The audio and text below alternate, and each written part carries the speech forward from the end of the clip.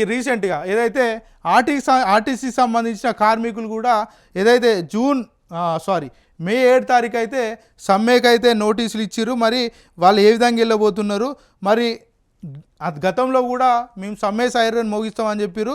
చాలా సందర్భాల్లో ప్రభుత్వం చేస్తున్నటువంటి ఏదైతే హామీల మీద నమ్మి వెనుక తగ్గే ప్రయత్నం చేసిరు. కొన్ని సంఘాలు కూడా వాళ్ళకు మరి మద్దతు కూడా పలకని సందర్భాలు కూడా చూసినాం. సో ఇప్పుడు మరి వాస్తవంగా మరి ఈసారన్నా మరి మే 7 తారీఖు కనుక వాళ్ళు సమ్మెకి వెళ్ళబోతున్నారా? ఏదైతే ఆర్టీసీ ఎండి సజ్జనార్ వీళ్ళ పట్ల ఏ విధంగా వ్యవహరిస్తున్నాడు, సానుకూలంగా ఉంటున్నాడా లేకపోతే వీళ్ళనేమన్నా తిప్పికొట్టే ప్రయత్నం చేస్తున్నాడా? అంశాల గురించి కూడా ఒకసారి ఆర్టీసీకి సంబంధించి ఒకసారి మనం చూసే ప్రయత్నం చేద్దాం. ఎందుకంటే ఆర్టీసీకి సంబంధించి అక్కడ ఉన్నటువంటి ఏదైతే కార్మికులు ఉంటారో చాలా వరకు ఏదైతే సజ్జనార్ చేస్తున్నటువంటి విధి విధానాలకు చాలా వరకు మగ్గిపోతున్నట్టుగా ఆర్టీసీ సంబంధించిన ఉద్యోగస్తులు అయితే చెప్తున్నారు. ఇక ఆర్టీసీ ఉద్యోగస్తులకు స్టాఫ్ రిటైర్మెంట్ బెనిఫిట్ స్కీమ్ మూసివేత చర్యలను వ్యతిరేకిస్తున్న టీజీఎస్, ఆర్టీసీ, జేఏసీ అంటూ కూడా చూడొచ్చు. ఆర్టీసీ ఎండి సజ్జనార్పై వైఖరిపై మండిపడ్డ జేఏసీ బస్ భవన్ ముట్టడించే యోజనలో ఇక జేఏసీ ఉన్నట్టు కూడా చూడవచ్చు. వీసీ సజ్జనార్ ఆర్టీసీ ఎండిగా బాధ్యతలు చేపట్టిన దగ్గర నుంచి కార్మిక వ్యతిరేక మరియు ఆర్టీసీ వ్యతిరేక కార్యకలాపాలు తెరచాటున చేస్తూ వస్తున్నారు. వచ్చి రాగానే కార్మికులను ఆదరించినట్టు పై మెరుగులు చూపించి లోపల మాత్రం కార్మిక సంక్షేమానికి గొడ్డలు పెట్టుగా మారి విపరీతంగా పని భారాలు పెంచాడు. ఎస్ఆర్బిఎస్ నుంచి ప్రస్తుతం దాదాపు 25,000 మంది పైచిలకు లబ్ధి పొందుతున్న రిటైర్మెంట్ కాలంలో కొంత ఉపశమనం పొందుతున్నారు. ఇలాంటి సంక్షేమ పథకంపై ఎండి సజ్జనార్ కన్నుపడి అది సంస్థకు ఆర్థిక భారం అని దాన్ని తొలగించాలని కుట్రపన్నారు. తాజాగా తెలిపిన సమాచారం ప్రకారం ఎస్ఆర్బీసీ స్కీమ్ను ఎత్తివేయడానికి పకడ్బందీగా పథకం వేస్తున్నట్టు విశ్వసనీయంగా తెలిసి వచ్చింది. ఆయన పేరుకే వెల్ఫేర్ అనే మాట వాడుతున్నాడు, కానీ ఆయన నిర్ణయాల్లో కానీ చేతల్లో కానీ కార్మిక సంక్షేమం అసలు ఉండదు. ఎండి సజ్జనార్ దుహంకార చర్యతో ఎస్ఆర్బీసీను మూసివేయాలని కంకణం కట్టుకున్నాడు. ఎస్ఆర్బిఎస్ను కాపాడుకునేందుకే ముక్తకంఠంతో ఖండించాలి.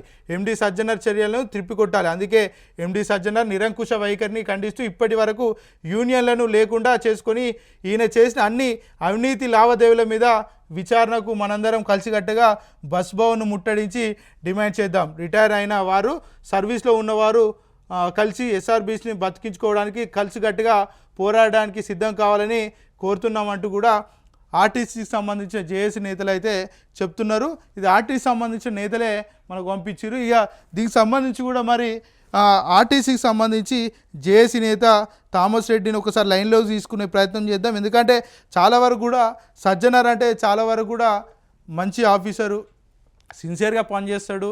అదేవిధంగా చూసుకుంటే ట్విట్టర్లో ఎలాంటి ఇబ్బందులు వచ్చినా కూడా అందరు కూడా రెస్పాండ్ అవుతాడనే అంశాలు కూడా మనందరికీ తెలుసు. మరి సజ్జనార్ కూడా ఇలాంటి పనులు చేస్తాడని కూడా మనం అనుకోలే ఇప్పటి వరకు. అన్న గుడ్ మార్నింగ్ అన్న. గుడ్ మార్నింగ్, లైవ్లో ఉన్నా అన్న. ఏది మే 7 తారీఖు సమ్మె నోటీసులు ఇచ్చినట్టు కూడా వార్తలు వస్తున్నాయి, నిజమేనా? అవును, నిజమే. ఏందన్న డిమాండ్స్ ఏంది మరి? ఆర్టీసీలో చాలా కాలంగా చాలా సమస్యలు పెండింగ్ లో ఉన్నాయి. ముఖ్యంగా మా సజ్జనార్ సార్ వచ్చిన తర్వాత చాలా ఇబ్బందుల్లో ఎంటీడబ్ల్యూ యాక్ట్, మోటార్ ట్రాన్స్పోర్ట్ యాక్ట్ వ్యతిరేకంగా డ్యూటీలు 8 గంటలు ఉన్న డ్యూటీలని 16 గంటలు, 18 గంటలు, 21 గంట చేసి ఏదో గంట ఓటీ ఇచ్చి పని అంటే శ్రమ దోపిడీ చేస్తా ఉన్నారు. ఇవాళ తెలంగాణ వచ్చిన కాడికి వెళ్ళి ఇప్పటికీ 16,000 మంది రిటైర్డ్ అయిపోతే వాళ్ళు చేసే పని కూడా ఇప్పుడు ఉన్న వాళ్ళతో చేపిస్తా ఉన్నారు. ఆర్టీసీ ఉద్యోగులకు ఇంతవరకు ప్రమోషన్లు ఇవ్వలేదు. అందరికి ఖాళీలు చాలా ఉన్నాయి. అన్ని డిపోల్లో డ్రైవర్లు, కండక్టర్ల షార్టేజీలు ఉన్నాయి.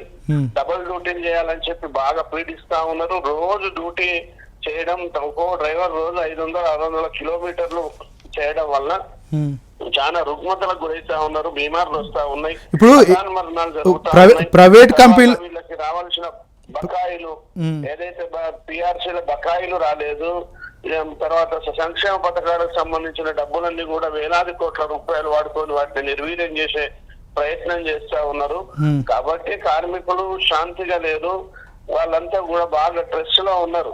శ్రమ దోపిడీ, ఆర్థిక ఇబ్బందులు ఇట్లా ఉండి మానసిక ఆందోళనలో చాలా మంది ఉండడం వలన మేమంతా కూడా ట్రేడ్ యూనియన్ పంతాలో చాలా సార్లు రిప్రజెంటేషన్ ఇవ్వడం జరిగింది.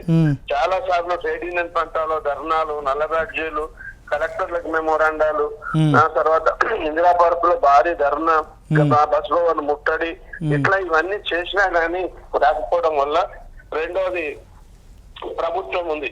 ఆనాడు ఆ ప్రభుత్వము మరి ఆర్టీసీ ఉద్యోగులను ప్రభుత్వంలో విలీనం చేస్తాను ముఖ్యంగా కేసీఆర్ గారు ముందు కాదన్నా తర్వాత మనసు మార్చుకొని నేను చేస్తా అని చెప్పి ఆయన మొత్తం చేసి అసెంబ్లీలో పెట్టి గవర్నర్ తోటి పాస్ చేపించి కమిటీ చేసిన తర్వాత ఎలక్షన్ కోడ్ రావడం వల్ల ఆగిపోయింది. అపాయింటెడ్ డే ఇవ్వలేదు. అప్పుడు కాంగ్రెస్ పార్టీ వాళ్ళు క్లియర్ గా చెప్పారు, మేము ఆర్టీసీ ఉద్యోగులకి మేనిఫెస్టోలో పెడుతున్నాం. నెంబర్ 1 ఆర్టీసీ ఉద్యోగులని ప్రభుత్వంలో విలీనం చేస్తాం. నెంబర్ 2 ప్రభుత్వ ఉద్యోగులకి 2 PRCలు ఇస్తాం. ఆర్టీసీ ఉద్యోగులకి వాళ్ళ బకాయిలు ఇస్తాం. ఆర్టీసీ ఉద్యోగులకి మనకి 2021 PRCని ప్రభుత్వ ఉద్యోగులతో సమానంగా చేసి అన్ని వసతులు కల్పిస్తాం. ఆ తర్వాత ఆర్టీసీకి కొత్త బస్సులు కొనిస్తాం. తెలంగాణని ఆర్టీసీని బ్రహ్మాండంగా మేము ప్రగతి పదంలో ముందుకు తీసుకుపోతాం. అట్లాగే ఇంత పెద్ద మన సంస్థలో యూనియన్లు లేకపోవడం బాధాకరం. యూనియన్లు కూడా మళ్ళా పునరుద్ధరిస్తామని చెప్పి మేనిఫెస్టోలో వాగ్దానం చేశారు. ప్రభుత్వం వచ్చిన తర్వాత మాకు ఆర్టీసీ వాళ్ళు వారియర్స్, వాళ్ళు ఓట్లేయడం వల్లనే మేము గెలిచినాము కాబట్టి వీళ్ళని మర్చిపోము, తప్పకుండా 3 నెలల్లో వాళ్ళకి అన్ని చేస్తామన్నటువంటి ముఖ్యమంత్రి గారు, ట్రాన్స్పోర్ట్ మినిస్టర్ గారు ఇవాళ 1.5 year అయినా చేయకపోవడం వల్ల కార్మికుల్లో ఆందోళన రావడం వల్ల తప్పనిసరి పరిస్థితి ఇప్పుడు ఆర్టీసీ లేవనే కారణంతో ఇబ్బంది పెడుతున్నారని చెప్పి సమ్మె నోటీస్ ఇవ్వడం జరిగింది. ఇప్పుడు ఆర్టీసీ అనేది లాభాల్లో ఉందని చాలా సందర్భాల్లో అధికారులు కావచ్చు, సంబంధిత మంత్రులు కావచ్చు చెప్పారు. ఇలాంటి పరిస్థితుల్లో మీరు చేస్తున్నటువంటి డిమాండ్స్ ఎందుకు నెరవేర్చట్లేదు? ఆర్టీసీ లాభాల్లో ఉంది అని చెప్తున్నటువంటి ప్రభుత్వం ఆర్టీసీ మహాలక్ష్మి పథకాన్ని తీసుకొచ్చారు. దాన్ని ఆర్టీసీ ఉద్యోగులు వాళ్ళు మేము ఛాలెంజ్ గా తీసుకొని 48 గంటలు సక్సెస్ చేసినటువంటి చరిత్ర ఆర్టీసీ ఉద్యోగులు. దానివల్ల ఓఆర్ పెరుగుతుంది అని చెప్పి ప్రభుత్వం చెప్తా ఉన్నది. అనూహ్యంగా ఓఆర్ 60 నుంచి 80, 90 అలా 110% కి ఓఆర్ పెరిగిన మాట వాస్తవం. కానీ దానికి సంబంధించి ప్రతి నెల మాకు 400 కోట్ల రూపాయలు రియంబర్స్మెంట్ ఇవ్వాలి. టిక్కెట్ల మేము ఇచ్చిన టిక్కెట్లకి మా పైసలు అవి ఇవ్వకుండా 350 ఇస్తా అని చెప్పి ప్రభుత్వం వాగ్దానం చేసింది. ఆ 350 కూడా ప్రతి నెల ఇవ్వకుండా ఇవాళ కేవలము 80 కోట్లు, 100 కోట్లు, 120 కోట్లు, 180 కోట్లు ఇట్లా వాళ్ళకి చూచినట్టుగా ఇచ్చుకుంటూ పోవడం వల్ల చాలా ఇబ్బందికర పరిస్థితులు, ఆర్థిక ఇబ్బందులు ఉన్నాయి. దానివల్ల ఇప్పటికే దాదాపు 5,000 కోట్లకు పైనే ఇంకా డ్యూ ఉన్నది దీనికి సంబంధించి. మరి అవన్నీ ఉన్నాయి. తర్వాత ఓఆర్ ఎక్కువ వస్తుందన్న నెపంతో ఈ ప్రభుత్వం ఏం చేస్తుందంటే, గత ప్రభుత్వాలు రియంబర్స్మెంట్ ఇచ్చేది అంటే బస్ పాసుల రియంబర్స్, విద్యార్థులకి బస్ పాసులు ఇస్తాం కదా, ఆ రియంబర్స్మెంట్ ఇచ్చేది. వికలాంగులకి ఇచ్చే పాసులది రియంబర్స్మెంట్, తర్వాత ఫ్రీడమ్ ఫైటర్లది, తర్వాత ఈ విలేకరులు, ఇవన్నీ కూడా మాకు రావాల్సినవన్నీ కూడా వాళ్ళు సకాలంలో ఇచ్చేవారు. రెండోది ఆ ప్రభుత్వం గత ప్రభుత్వాలు బస్సులు కూడా వాళ్ళే కొనిచ్చి ఆధునీకరణ చేశారు. తర్వాత ఏ ప్రభుత్వం ఉన్న గత ప్రభుత్వాలు అన్ని కూడా బడ్జెట్ లో వాటాదానం పెట్టేది. ప్రతి బడ్జెట్ లో ఆర్టీసీ ఆధునీకరణ కోసం, ఆర్టీసీ మనుగడ కోసం కొత్త అన్నిటికని పెట్టేది. గత ప్రభుత్వం 1,500 కోట్లు ప్రతి సంవత్సరం పెట్టడం జరిగింది. మరి ఈ ప్రభుత్వం కేవలం మహాలక్ష్మి పథకంలో ఓఆర్ వస్తే అది ఎవరిది ఓఆర్? మేము కష్టపడి తెస్తున్నాం, వాళ్ళు ఎక్కుతున్నారు, మీ పథకాన్ని మేము సక్సెస్ చేస్తున్నాం, దానికి రియంబర్స్మెంట్ మీరు ఇవ్వాలి. అది ఇవ్వకపోగా ఇవన్నీ కూడా ఆపేసి ఆర్టీసీని ఆధునీకరణ చేస్తా అని చెప్పి ఇది ఇవాళ ఆర్టీసీని కార్మికులని ఇబ్బందుల్లో పెట్టే పరిస్థితి వచ్చింది. ప్రధానంగా ఏంటంటే ఇవాళ ఎలక్ట్రిక్ బస్సులు తీసుకొస్తా ఉన్నారు. పొల్యూషన్ లెస్ బస్సులు అన్నారు. మాకు అభ్యంతరం లేదు. పొల్యూషన్ లెస్ బస్సులు రావడం వల్ల ప్రజలకు మంచి జరుగుతుంది, జరగాలి. కానీ పొల్యూషన్ లెస్ బస్సులు అని చెప్పి కేంద్ర ప్రభుత్వంతో నేరుగా కార్పొరేట్ సంస్థలకు ఇప్పిస్తా ఉన్నారు. ఒలక్తో కావచ్చు, జేబీఎం కంపెనీలకు. అంటే అట్లా చేస్తే ఆర్టీసీ సంబంధించిన కార్మికులు నిర్వీర్యం అయ్యే అవకాశాలు ఉంటాయి కదా, ప్రైవేట్ రంగ సంస్థలకు సంబంధించి డ్రైవర్లు, కాంట్రాక్ట్. అదే 100% ఉంటాయి. కారణం ఏంటంటే ఆ కంపెనీల బస్సులు తీసుకొచ్చి వీళ్ళు ఆర్టీసీకి ఇస్తే ప్రభుత్వంకి డబ్బులు ఇచ్చేది లేదు. రెండోది వాటికి కిలోమీటర్ కి 59 రూపాయల 90 పైసలు మేము ఇస్తున్నాం. అది బాగా హెవీ. అట్లా ఇచ్చినాక కూడా మా డిపోలని రాష్ట్ర వ్యాప్తంగా ఇవాళ నిజామాబాద్, కరీంనగర్, వరంగల్, ఖమ్మం, సూర్యాపేట, హైదరాబాద్ లో 4 డిపోలు, నల్గొండలో ఇట్లా ప్రతి డిపోలు వాళ్ళకి హ్యాండ్ ఓవర్ చేసారు పవర్ పాయింట్లు పెట్టి. అవును, అక్కడ వాళ్ళు కరెంట్ పెట్టుకుంటారు. వాళ్ళకి అంటే ఆర్టీసీ వాళ్ళని నిలబొట్టి వాళ్ళే పెట్టుకోవడం జరిగింది.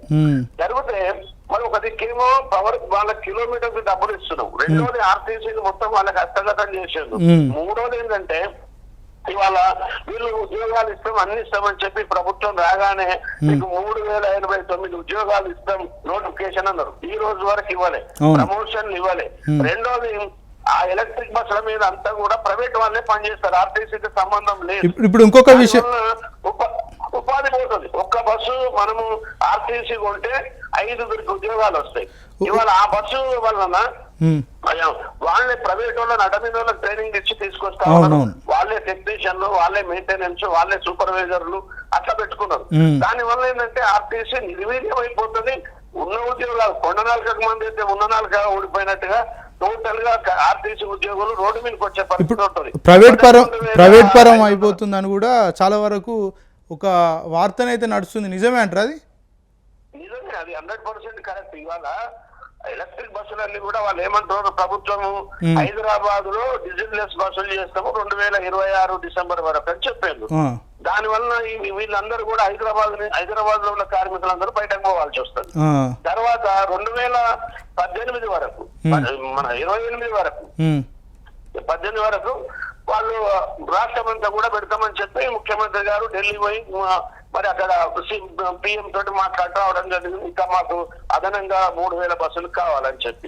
మరి అవన్నీ కూడా వచ్చినట్టుంటే ఇవాళ ఆర్టీసీ ఉద్యోగాలు మొత్తం పోతాయి. ఎక్కడ ఉంటాయి ఉద్యోగాలు? యాజమాన్యమేమో మా ఎండి గారు ఎవరు ఉద్యోగం పోదు అంటా ఉన్నాడు. మరి వాళ్ళ ఏం ఉద్యోగం ఉంది? నువ్వు ప్రమోషన్లు ఇవ్వలేదు, నువ్వు నోటిఫికేషన్లు ఇవ్వలేదు. తర్వాత ఇవాళ ఎలక్ట్రిక్ బస్సులు వచ్చినాయి. ఎలక్ట్రిక్ బస్సుల మీద ప్రైవేట్ వాళ్ళే అందరు పనిచేసినప్పుడు ఆర్టీసీ వాళ్ళు ఉండరు. అంటే ఈ ఆర్టీసీ ప్రైవేట్ పరం కావడానికి సన్నాహాలు అయిపోయినాయి. చాప కింద నీరులాగా వచ్చేసింది. ఇంకొక అంశం, 3-4 ఏళ్లలో టోటల్ గా ఆర్టీసీ అనేది వర్కర్ ఉండడు, ప్రైవేట్ పరం అయిపోతుంది. ఇంకొక విషయం, ఒక మనిషి సగటున 8 గంటలు పనిచేయాలని రూల్ ఉంటుంది. యాక్చువల్గా రోడ్ల మీద నిరంతరం రద్దీలో సైతం కూడా డ్రైవర్లు డ్రైవింగ్ చేస్తుంటారు.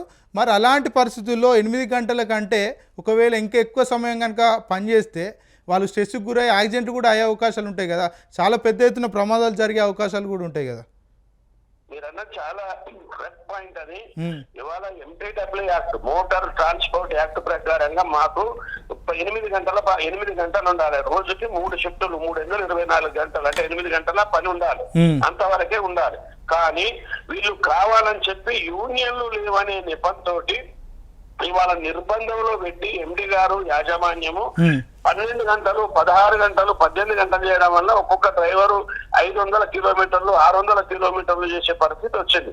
దాని వల్ల రోజు పని చేయాలి. మళ్ళా ఇవాళ గతంలో 12 గంటలు చేస్తే తెల్లారు రెస్ట్ ఉండేది. ఇవాళ అట్లా కాదు. నీకు ఏదో గంటన్నర ఓటీ ఇస్తాము, ఓవర్ టైం అని చెప్పి రోజు డ్యూటీ, లీవ్ లేవు. రెండోది షార్టేజ్ ఆఫ్ డ్రైవర్లు ఉన్నారు. ఒక్కొక్క డిపోలో ఇప్పటికీ 30 మంది డ్రైవర్లు, 30 మంది కండక్టర్లు షార్టేజ్ ఉన్నారు. వాళ్ళ డ్యూటీని కూడా వీళ్ళు చేయాలి. అంటే రోజు చేయాలి డబుల్ డ్యూటీ లాగా. చేయడం వల్ల ఏంటంటే వీళ్ళకి ఆరోగ్యాలు పాడైపోతా ఉన్నాయి, స్ట్రెస్ గురైతా ఉన్నారు. స్ట్రెస్ తోటి పోతారు, మానసికంగా చాలా ఇబ్బందులకు గురైపోయి హఠాన్ మరణాలు జరుగుతా ఉన్నాయి. ఇవాళ హఠాన్ మరణాలు అంటే డ్రైవరు మీరు చూస్తా ఉన్నారు మీడియా వాళ్ళు, ఇవాళ పోతూనే హార్ట్ అటాక్ వస్తుంది. హార్ట్ అటాక్ వస్తే రోడ్డు మీద పక్కగా ఆపి స్టీరింగ్ మీద చచ్చిపోయిన సందర్భాలు మీరు చూస్తారు. కూర్చొని సీట్ లో కూర్చొని చచ్చిపోయిన సందర్భాలు ఉన్నాయి. ఇంటికి పోయిన తర్వాత ఆలోచించి మళ్ళీ రేపు ఏమవుతుందో, డ్యూటీకి పోతే లీవ్ ఇయ్యరా, డ్యూటీకి పోనంటే ఇబ్బంది. ఇలా పండుగలు పబ్బాలు ఉంటే లీవులు ఇయ్యరు. ఎవరైనా చచ్చిపోయినా లీవులు ఇచ్చే పరిస్థితి లేదు. బెదిరింపులతోటి చేస్తా ఉన్నారు. ఇప్పుడు ఆర్టీసీలో మరణాల సంఖ్య ఎక్కువ ఉంది. అన్ని డిపార్ట్మెంట్ల కంటే యావరేజ్ గా సంవత్సరానికి 200 మంది చచ్చిపోతారు. ఇప్పుడు సజ్జనర్ అంటే చాలా మంచి గొప్ప పోలీస్ ఆఫీసర్ అని అందరికి తెలుసు. ఆర్టీసీలో ఎండీగా ఉండి ఇంత దారుణాలకు ఒడిగడుతున్నారంటే చాలా వరకు కూడా నమ్మలేనటువంటి పరిస్థితులు నెలకొంటాయి. ఎట్లా చూస్తారు? సజ్జనార్ గారు మంచి డైనమిక్ ఆఫీసర్ అని చెప్పి మాకు ఎండిగా ఇచ్చిండు. మేము కూడా అనుకున్న ఒక డైనమిక్ ఆఫీసర్ ఇచ్చిండు. బ్రహ్మాండంగా ఆర్టీసీని చేస్తాను. కేవలం సోషల్ మీడియాలో ఆయన గురించి అన్ని చెప్పించుకొని గొప్పలు చెప్పించుకోవడం తప్ప కార్మిక వెల్ఫేర్ అది లేదు. ప్రధానంగా ఏంటంటే యూనియన్లు లేవు, యూనియన్లు ఇవ్వద్దని గవర్నమెంట్ కి వాళ్ళే చెప్పి మేనేజ్మెంట్ సజ్జనార్ గారే చెప్పి యూనియన్ లేకపోతే అన్ని చేస్తా, యూనియన్ ఇస్తే నన్ను అన్ని అడుగుతారు అనేది ప్రకారంగా చేయడం వలన ఇవాళ ప్రభుత్వాలు కూడా బాగానే చేస్తున్నారు కదా, డబ్బులు ఇచ్చే తప్పుతుంది అని చెప్పి ఆయన అట్లనే ఆ ప్రభుత్వం కంటిన్యూ చేసింది, ఈ ప్రభుత్వం కంటిన్యూ చేస్తా ఉంది. అంటే ప్రభుత్వాలు మంచి చూడాలి, వెల్ఫేర్ చూడాలి, కానీ ప్రభుత్వాలు కూడా యాజమాన్యాలు చెప్పే మాటలకే లోన్ అయిపోయినట్టుగా మేము భావిస్తా ఉన్నాం. కాబట్టి సజ్జనార్ గారిని మేము తప్పుపడతలేం, కానీ ఇవాళ యూనియన్లు లేకుండా 100% నిర్బంధంలో పనిచేయిస్తా ఉన్నారు. అది కరెక్ట్ కాదు. యూనియన్లు పెట్టి యూనియన్లకు అలోయు ఇచ్చి మేము మాట్లాడే విధానం మాకు ఉండాలి. అసలు మాట్లాడేవాడే లేకుండా ఉంటే మరి ఏకపక్షంగా ఉంటది కదా. ఇది ప్రజాస్వామ్యానికి వ్యతిరేకం కదా, సహజ సూత్రాలకు వ్యతిరేకం కదా. కాబట్టి ఇవాళ కేవలం యాజమాన్యం నిర్బంధంలో భయభ్రాంతులకు గురి చేసి పనిచేపిస్తున్నది సరైనది కాదని చెప్తా ఉన్నాం. అందుకే కార్మికుల్లో తిరుగుబాటు వచ్చింది. ఓకేనా? ఇప్పుడు మాకు తప్పకుండా మీరంతా యూనియన్లంతా జేఏసీ కానీ మీరు సమ్మె నోటీస్ ఇవ్వండి, సావోరేమో తెలుసుకుందామంటేనే సమ్మె నోటీస్ ఇవ్వడం జరిగింది. ఓకేనా? ఫైనల్ గా మే 7 తారీఖు అన్ని సంఘాలు కావచ్చు, అన్ని యూనియన్లు కావచ్చు పాల్గొనే అవకాశాలు ఉంటాయా, లేకపోతే కొంతమంది వెనుకపోయే అవకాశాలు ఏమైనా కనబడుతుంటాయా? ఇవాళ ఆర్టీసీ 80 ఆర్టీసీ చరిత్రలో ఎప్పుడు సమ్మె జరిగినా ఏ నాయకుడు అవునన్నా కాదన్నా కార్మికులంతా యూనియన్లంతా ఏకతాటి మీద పనిచేసే పరిస్థితి ఉంది. ఇప్పుడు కూడా అదే పరిస్థితి వస్తుంది. ఇవాళ ప్రధాన సంఘాలన్నీ కలిసి మనం పనిచేస్తున్నాం, వేరే అంటూ ఇంకా ఏం లేదు. ఇవాళ మెజారిటీ ఉన్న సంఘాలంతా వన్ సైడ్ గా ఉన్నాం, కార్మికులు కూడా వన్ సైడ్ గానే ఉన్నారు. మీరు చూసిండు మొన్న లేబర్ కమిషన్ ఆఫీస్ కావచ్చు, బస్ భవన్ ముట్టడి కావచ్చు, సమ్మె నోటీస్ ఇచ్చిన రోజు కావచ్చు, ఇందిరా పార్క్ ధర్నా కావచ్చు, చూసేందు వేలాది మంది వచ్చేందు. మొన్నటి నుంచి ఇంకా అన్న సమ్మె నోటీస్ ఇచ్చారు కదా 6వ తారీఖు చెప్పండి అంటా ఉన్నారు. ఇవాళ మేమేంటంటే సమ్మె మా సంకల్పం కాదు, బలవంతంగా యాజమాన్యము ప్రభుత్వం ఏమో అన్నమాట తప్పింది. ఇవాళ మేనిఫెస్టోలో పెట్టినటువంటి సమస్యలు పరిష్కారం చేయాలి, ప్రభుత్వాలని ఆర్టీసీ ఉద్యోగులను ప్రభుత్వంలో విలీనం చేయాలి. ఎందుకు చేస్తలేరు? అపాయింటెడ్ ఇవ్వాలి, ఆ ప్రభుత్వమే అన్ని ఇచ్చేసింది కూడా. ఓకే అన్న, ఫైనల్ గా ఆర్టీసీ సంబంధించిన కార్మిక లోకానికి మీరు ఏం చెప్పదలుచుకున్నారు? ఆర్టీసీ కార్మికులకి సంస్థ పరిరక్షణ, కార్మిక సంక్షేమం, సమస్యల పరిష్కారం, ఆర్టీసీ కార్మికులను మేము కాపాడుకోవాలి. రెండోది ప్రజా రవాణా. ఇది ప్రజా రవాణా కూడా ప్రజల కోసం కూడా మేము పనిచేస్తున్నాం. ప్రజా రవాణాను కూడా మెరుగుపరిచే విధంగా ఉండాలి. ఈ రవాణా తెలంగాణలో చాలా ఇబ్బందికర పరిస్థితులు ఉంటాయి. ఆర్టీసీ లేకపోతే బలహీన వర్గాలు, బడుగు వర్గాలు, విద్యార్థులు వీళ్ళందరూ కూడా ఊళ్ళకు బస్సులు లేవు. ఇప్పటికే చాలా బస్సులు లేవు. మనకు కేవలం 6,000 బస్సులు ఆర్టీసీ బస్సులు ఉంటే 3,500 ప్రైవేట్ బస్సులు ఉన్నాయి. 9,500 30,000 బస్సులు కావాలి, ఎక్స్పెన్షన్ కావాలి మా ఇక్కడ. కాబట్టి ఇంకా ఈ ప్రభుత్వం ఇప్పటికైనా వాస్తవాలు తెలుసుకొని బస్సులన్నీ కొని ఆధునీకరణ చేయాలి. మహాలక్ష్మి పథకం ఒకటే మాట చెప్తా సార్. మహాలక్ష్మి పథకం అని పెట్టేది. పెట్టేసిన తర్వాత వాళ్ళకి ఆ డొక్కు బస్సులు ఏమున్నది, బస్సులు పెంచలే, బస్సులు ప్రభుత్వం కొనివ్వలే. కొనిపోవడం వల్ల ఒక్కొక్క బస్సులో 120 మంది 130 మంది ఎక్కుతా ఉన్నారు. 130 మందిలో చిన్న పొరపాటు జరిగితే నిన్న మెదక్లో కండక్టర్, లేడీ కండక్టర్ సస్పెండ్ చేశారు. అంటే 130 మంది బస్సులో ఎక్కే పరిస్థితి ఉంటుందా? 40 మంది 50 మంది ఎక్కే బస్సులో అంత మంది ఎక్కడం ఎందుకు? బస్సులు కొనియాలి కదా, వాళ్ళకి ఇబ్బంది పెట్టదు కదా ఈ ప్రభుత్వం. మహిళా సాధికారత అన్నప్పుడు మహిళా సాధికారత కోసం ఈ ప్రభుత్వాలు ఇంకా కొనాలి. నేనేం చెప్తున్నామంటే ఇవాళ నిజంగానే చిత్తశుద్ధి ప్రభుత్వానికి ఉంటే మీరు మహిళా బస్సులు బాగా పెంచండి. మహిళా బస్సులు పెంచమంటే డిలక్స్లు, సెమీ డిలక్స్లు అని పెట్టి మీరు గురువారం రావాలంటున్నారు. ఇవాళ వీళ్ళేమో ఇబ్బంది పడుతున్నారు. ఈ బస్సుల్లో మగవాళ్ళు ఎక్కాలంటే భయపడుతున్నారు. మరి కాబట్టి బస్సులు కొనాలి. వాళ్ళకి అవసరమైతే మహిళలకి స్పెషల్ బస్సులు ఇవ్వాలి. టికెట్ ఇవ్వకుండా వాళ్ళకి బస్ పాస్ స్టూడెంట్లకు ఇచ్చినట్టుగా స్మార్ట్ కార్డు ఇస్తే ఈ కేసులు కాకుండా ఉంటాయి. ఇప్పటికే దాదాపు 600-700 మందికి కేసులు అయినాయి. రూల్ ఏమో బలవంతంగా పనిచేపిస్తా ఉన్నారు, రూల్ తప్పి. దాని కారణం వీళ్ళకి చిన్న పొరపాట్లు అయితేనేమో పొరపాట్లకి సస్పెండ్ రిమూవ్ అవుతున్నాయి, ఎక్కడ కూడా కావు. కాబట్టి మేము ఒకటే చెప్తా ఉన్నాం, ఇవాళ ఈ ప్రభుత్వం బడ్జెట్ లో డబ్బులు పెట్టలేదు. బడ్జెట్ లో డబ్బులు పెట్టాలి, లేకపోతే మనగడే ప్రశాంతంగా. తర్వాత ఎలక్ట్రిక్ బస్సులని కేంద్ర ప్రభుత్వంతో ఒప్పందం చేసుకొని నేరుగా గ్రాంట్ ఆర్టీసీకి ఇప్పించి దానిలో ఉన్న 50% రాయితీ కూడా ఆర్టీసీకి వస్తుంది. అంటే ఒక బస్సు 2 కోట్లు, 1 కోటి రూపాయలు మనకు బస్సుకు 1 కోటి రూపాయలు వస్తాయి. ఈ ప్రభుత్వం ఆ విధంగా చర్యలు తీసుకుంటే ఆర్టీసీ బాగుపడుతుంది, తెలంగాణ బాగుపడుతుంది, ప్రజలకి సౌకర్యాలు ఉంటాయి, అందరికి ఉద్యోగాలు కూడా వస్తాయి. ఇప్పుడు లేకపోతే ఉన్న ఉద్యోగాలు పోతాయి. ఆర్టీసీ కార్మికులు 40,600 మంది ప్రశ్నార్థకంగా మారుతారు. ఓకే అన్న, థ్యాంక్ యూ అన్న, థ్యాంక్ యూ వెరీ మచ్. చూశారు కదా ఆర్టీసీ సంబంధించి కార్మికులు ఏ విధంగా ఇబ్బందులు పడుతున్నారు, వాళ్ళని సంబంధించిన ఏదైతే సంస్థ యాజమాన్యం ఎంత ఇబ్బందులు గురి చేస్తున్నది. అదేవిధంగా చూసుకుంటే కార్మికులు ఏదైతే 8 గంటలు చేయాల్సినటువంటి పని భారంగా అదనంగా పనులు చేపిస్తున్నది. అదేవిధంగా చూసుకుంటే కొంతమందిని చిన్న కారణాలతో కూడా ఉద్యోగాల నుంచి తొలగించింది. పూర్తి మొత్తంలో ఆర్టీసీలో సంబంధించి కూడా ఏదైతే ప్రైవేటు బస్సులను కూడా ఇన్వాల్వ్ చేసి దాంట్లో అదనంగా దాన్ని డబ్బులు వెచ్చించి దాన్ని అదనంగా మోసే ప్రయత్నం అయితే ప్రభుత్వం చేస్తుంది. పూర్తి మొత్తంలో ప్రైవేట్ కంపెనీలకు కూడా ఆర్టీసీని దారదత్తం చేస్తుందని కూడా ఆర్టీసీ సంబంధించిన నేత కూడా ఆరోపించినటువంటి పరిస్థితులు మనం చూసినాం. ఇక అదేవిధంగా చూసుకుంటే తెలంగాణ రాష్ట్రంలో ఈ ఆర్టీసీ కాదు చాలా సంస్థల్లో కూడా ఇలాంటి పరిస్థితులు నెలకొన్నాయి. చాలా వ్యవస్థలు కూడా బయటకు వచ్చి ఏదైతే నిరసన తెలియజేసేటువంటి పరిస్థితులు కూడా నెలకొన్నాయి.